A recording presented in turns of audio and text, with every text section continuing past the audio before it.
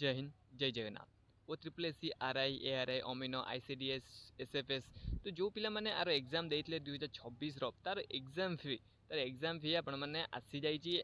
जो माने निजर बैंक डिटेल देइथिले बा निजर फोन पे रे निजे ही निजर यूपीआई थ्रू रे पेमेंट करथिले सेई माने जो 500 टंकाटा सेई माने निजर चेक करि नेबे। आ जो मानकर आसी नै एपर्यंत से माने कौन करेंगे से ऊपर भी नहीं कि ऑफिशियल वेबसाइट आसी 6 तारिख दिन मु आपको शो करुँची। देखो यहाँ हूँ आपणकर ऑफिशियल वेबसाइट ये देखिए।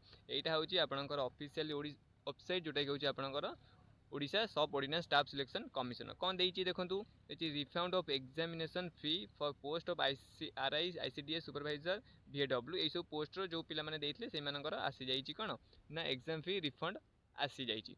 कौन करिया पड़ो देखो ये तलू आपको देती जदि आपंकर पैसा आसी ना तो आप कौन करेंगे। फास्ट आप जाकि OSSC वेबसाइट रे निजर आईडी पासवर्ड देकी लॉगिन करेंगे। जितेबाला आप निजर आईडी पासवर्ड देकी लॉगिन करेंगे तापर आपको शो कर गोटे ऑप्शन जोटा कि आपंकर एग्जामिनेशन फी रिफंड मैनेजमेंट। तो आर ऊपर आप क्लिक करेंगे।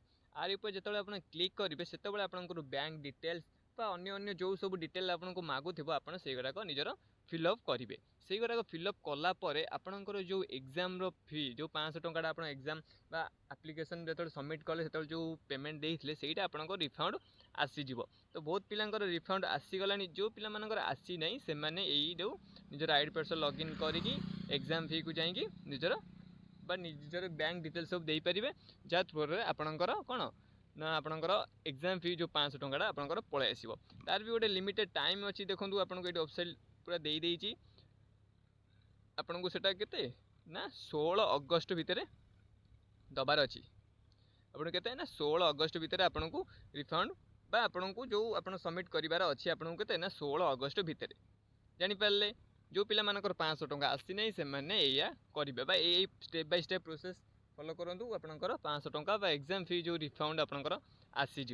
ये गोटे OSSC तरफ गोटे छोट नोटिस जोटा भी आसी हूँ आईसीडीएस सुपरवाइजर आमर आरआई आसी सेमती फॉरेस्ट गार्ड भी सेम प्रोसेस रही। निजर आईडी पासवर्ड लॉगिन करेंगे तापर एग्जाम फी रिफंड जाकि आप चेक करेंगे निजर बैंक डिटेल्स दे पारे। नमस्कार जय जगन्नाथ।